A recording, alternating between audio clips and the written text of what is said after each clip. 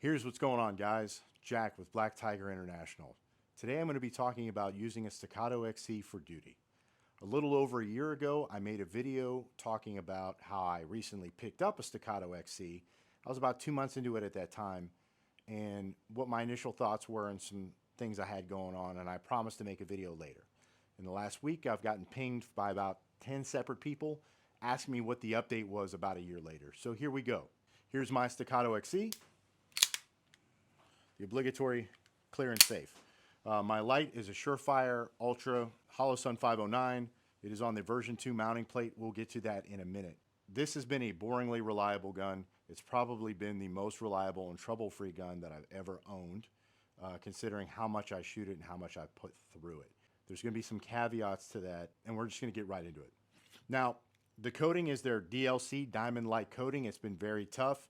Otherwise, this thing would look a lot more banged up because this is not a safe queen. You can see just on these screws right there, they're kind of worn out. There's a little bit of rust on some of the screws on the outside just from the environment. I live and work in southern Louisiana, and then just sweat, salt off your body. It's nothing that I'm worried about. It's just a little bit of character. You can see that the magwell has not been covered with the Diamond Light coating. It is just anodized aluminum, and it looks a little bit more beat up appropriately as to the life that it leads. I am not actually sure what the accurate round count is. I've changed the recoil spring once. We'll also get into that. Now, this gun was made in late October of 2023. I took possession of it early November of 2023. I've been running it ever since. A regular XC comes with, I want to say, a 7-pound recoil spring and a 2.5-pound trigger. One of the things that I asked for was the heavier recoil spring. I recommend the 9 and the 4.5-pound trigger. That is what is in a P. Just for duty use, that's what I recommend. Everything else, like I said, there's lots of other dudes that have like shooting montage videos that have accurately kept track of all the rounds that they did. Go watch them. It's probably going to be a more interesting video than this. One issue that I had was in about the first 8 months, the mounting plate for the optic, the version 1 mounting plate, came loose about 3 times. Once or twice to the extent like where I could look through and see daylight from the slide underneath the plate. Pretty heavy firing schedule, but that's not something that you want to happen. They came out with a version 2 plate, and I have not had that problem since. The way the version 2 plate mounts is a little bit more solid, and I can see why they went that way with the design. Problem hasn't come up since. I do not believe you can even buy a Staccato with that version 1 plate anymore. That was really the only issue that I had. As far as the daily living with a Staccato XC, I would say keep it lubed about once a week.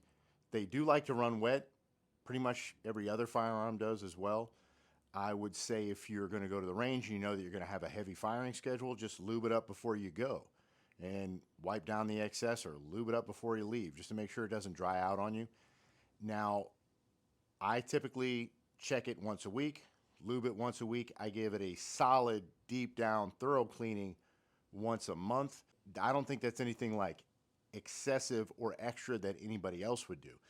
I also said I changed the recoil spring out one time. That was around the 6,000 to 7,000 round mark, and you know, it's like a $8 spring, no big deal.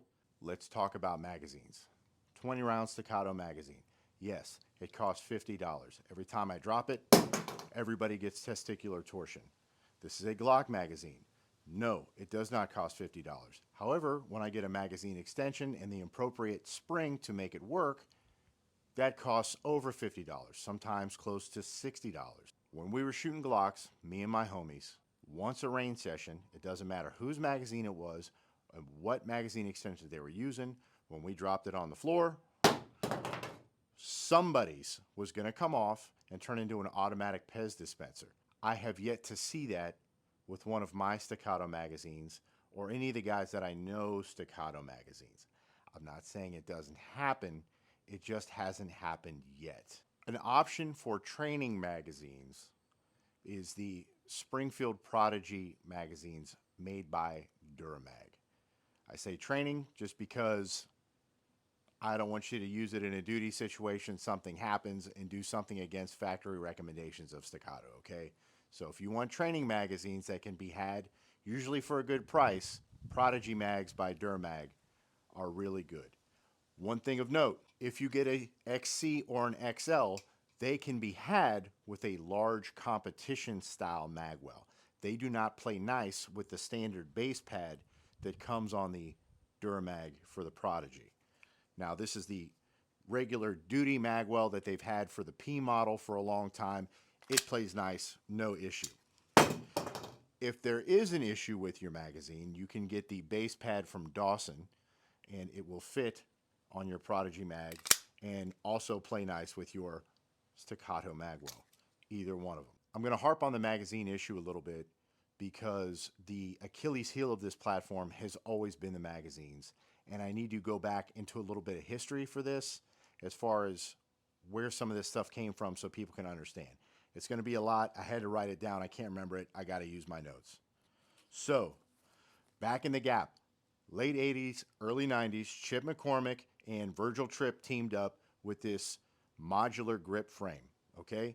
It was very similar to the frame as it is now. There was other competing designs, the Paraordnance design, the Caspian design, but from then to now, the design that kind of won out was their design. Now, it was marketed under Chip McCormick. It was produced by Tripp Industries. That would be Virgil Tripp. I'm sorry, Tripp Research.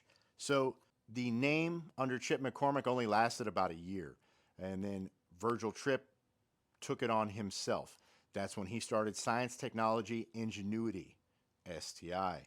He eventually hooked up with Sandy Strayer. That then became Strayer Tripp International. They broke up. Sandy Strayer hooked up with a dude named Voigt, and they became SVI. Tripp went back to STI under the original Science, Technology, and Ingenuity. They were all that Gen 1 grip. Probably some of the limb cats that are still being made today, some of the aluminum grips that you see, those are all like Gen 1 style, if that makes sense. They're going to use those Gen 1 magazines. Like the dimensions on the inside is what's important. Yes, they all look different. They're all different kinds, but it's the dimensions that are what's important. When the current owners of Staccato came on and they purchased STI, one of their first questions was, why aren't these guns used as duty weapons? They were given the answer. It's always the magazines, the Achilles heel. That's the issue. Okay, well, how much money do we need to spend to fix that? They outsourced to an existing magazine manufacturer who they said, hey, this is what we do. They fixed the problem. And going for almost 10 years now, like we haven't really been having those issues like we would have had. It's actually kind of unheard of. Like if I was to tell some dude 20 years ago that I use a 2011, a compensated 2011 on duty, and I've had no issues with my magazines, he would be like, I don't believe you. That's why I need to tell you this story. That also rolls into this. When you're buying training magazines or you're getting extra magazines and you're looking online and you're looking at a deal, you have to be very specific about what you're getting. You have to know if you're getting it for a Gen 1 grip or a Gen 2 grip, because a magazine for a Gen 1 does not play nice in a Gen 2 and vice versa. So when you're looking at that drop-down menu, you have to be very specific. And there's a lot of companies that will just say STI/Staccato. And it's not going to work right, especially if you bought your gun within the last 2-3 years. You get what I'm saying? It's just better to buy the Staccato marked magazines that are the most current ones that you can get. Sometimes there's a better deal somewhere else, but I guarantee you, you're going to run into a problem. I've seen it. Let's be real. You're not settling if you buy a Staccato P. That is an amazing gun. I have one. It's remarkable what it does and how well it does it for the money that it does it for. Yes, it's almost twice as much to get an XC. I have a good friend of mine, Matt Little. He's always said to me, he says, man, you can buy performance, but you cannot buy skill. The dudes get into 2011s and they're coming off of other platforms and, you know, they're good. You know, they put in the work, they train hard, they do this. They're about this level with something else, right? And then they switch over to the 2011 and they think just because they made that purchase, they're just going to start pissing excellence. And it just doesn't work that way. When you first transition over, you're going to suck a little bit. You're not going to be terrible, but you're not going to be where you want to be. And it's going to be very frustrating. It's going to take a lot of reps. And it's going to take a lot of work on your part. That's why you see a lot of used Staccato Ps out there, because they wanted to buy the performance. They bought the performance, but they didn't buy the skill and sweat equity, and they don't want to do it. There are guys out there, like I mentioned, Matt Little. He has an excellent 2011 transition course. Hunter Freeland also has an excellent 2011 transition course.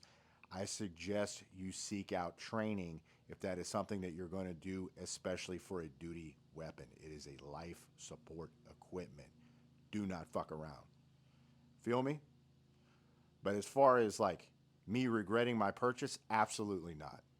I would do it again.